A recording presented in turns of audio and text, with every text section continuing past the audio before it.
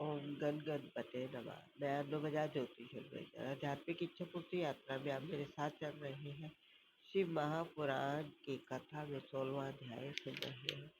शिव जी से ये सुनकर गिरजा ने पूछा, हे नाथ, आपने गणपति के इस व्रत में चंद्रमा को अर्घ्य देने का जो वर्णन किया उसका मुख्य कारण मेरी समझ में नहीं आता, इसलिए आप इस कथा को कहिए। शिव जी बोले, हे गिरजे, जब ब्रह्मा ने हमारी आज्ञा को मानकर स्वर्ग जाने की इच्छा की तथा गणपति का एकाग्रचित होकर पूजन किया, तब गणपति ने उनकी पूजा से प्रसन्न होकर उनसे वरदान मांगने को कहा।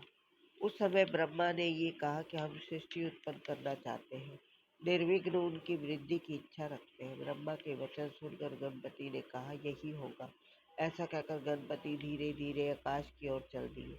जब गणपति चंद्रमा के मंदिर में पहुंचे तो वहां पांव फिसल जाने के कारण गिर पड़े। उनका उदर बहुत बड़ा तथा शरीर स्थूल था। चंद्रमा ये देखकर हंस पड़े। चंद्रमा को हंसते देख गणपति बहुत क्रोधित हुए, उनके नेत्र लाल हो गए। तब उन्होंने उसी समय चंद्रमा को ये श्राप दिया कि कलंकी चंद्रमा, तू अपनी सुंदरता पर गर्व करता है, अब तुझको इसका फल तुरंत प्राप्त होगा। जो कोई तुझको आज से देखेगा उसको अवश्य कुछ न कुछ कलंक लग जाएगा। हे गिरजे, इस प्रकार चंद्रमा को शाप देकर गणपति अंतर ध्यान हो गए। चंद्रमा शीनांग होकर तेजहीन हो गया। उस समय सब देवता व इंद्र दुखी होकर ब्रह्मा के पास गए, उन्हें सब वृतांत कह सुनाए। ब्रह्मा ने उनसे कहा, हे देवताओं, इसमें कोई बुरी बात नहीं। चंद्रमा ने जो किया उसे उसी का फल मिला। गणपति का श्राप कभी झूठ नहीं हो सकता, इसलिए तुम सब बेकार गणपति की शरण में जाओ, निश्चय ही अपने श्राप को शांत करेंगे। तब देवताओं ने ब्रह्मा से विनय की, हे ब्रह्मा जी, आप हमको वह उपाय बताइए जिससे गणपति प्रसन्न होकर उस श्राप को शांत कर दे। ये सुनकर ब्रह्मा बोले, हे देवताओं, गणपति का व्रत कृष्ण पक्ष की चतुर्थी को है। जो कोई उसको करता है उस पर गणपति प्रसन्न होते हैं। ब्रह्मा जी के वचन सुनकर देवताओं ने बृहस्पति को चंद्रमा के पास भेजा तथा उसे गणेश चतुर्थी का व्रत करने के लिए कहा। तब चंद्रमा ने बृहस्पति द्वारा बताई हुई रीति के अनुसार गणपति को व्रत आरंभ किया। उस व्रत के प्रताप से गणपति चंद्रमा को क्रीड़ा करते हुए शिशु रूप में दिखाई दिए। चंद्रमा ने उन्हें देखकर प्रणाम करके बहुत स्तुति की। तब गणपति ने प्रसन्न होकर कहा, हे चंद्रमा, हम तुमसे प्रसन्न हैं, तुम जो वरदान चाहो हमसे मांगो। उस समय चंद्रमा ने निवेदन किया, गणपति, मैं केवल यही चाहता हूँ कि आपके श्राप से मुक्त होकर सबके दर्शन के योग्य हो जाऊं।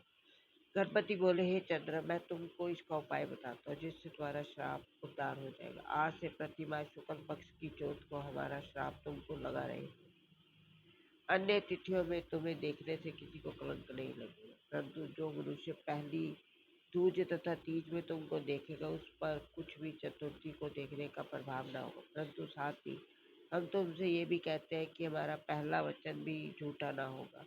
जो मनुष्य भादव शुक्ल पक्ष की चौथ को तुम्हारे दर्शन करेगा उसको बराबर वर्ष भर कलंक लगेगा। ठीक है जी।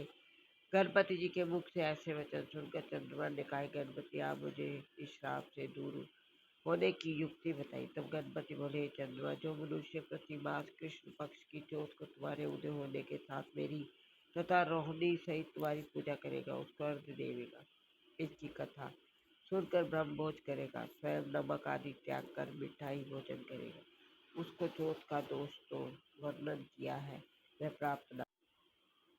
जब भादव मास का आरंभ हो तो शुक्ल पक्ष की चौथ को हमारी पूजा करें। उस व्रत से सब प्रकार के क्लेश दूर हो जाएंगे तथा उस मनुष्य को चौथ का कुछ कलंक नहीं लगेगा। चंद्रमा से इतना कहकर गणपति अंतर ध्यान हो गए और चंद्रमा फिर अपना तेज प्रसन्न प्राप्त कर प्रसन्न हुआ। हे गिरजे, इस कथा को सुनने से पाप समूल नष्ट हो जाते हैं, इसमें कोई संदेह नहीं। इस व्रत के करने को से पुत्र की अतिरिक्त जो भी मन्नत हो वे प्राप्त हो जाते हैं। शिव महापुराण की आगे कथा सुनने के लिए आप मेरा अगला वीडियो देखिए। ओम नमः शिवाय।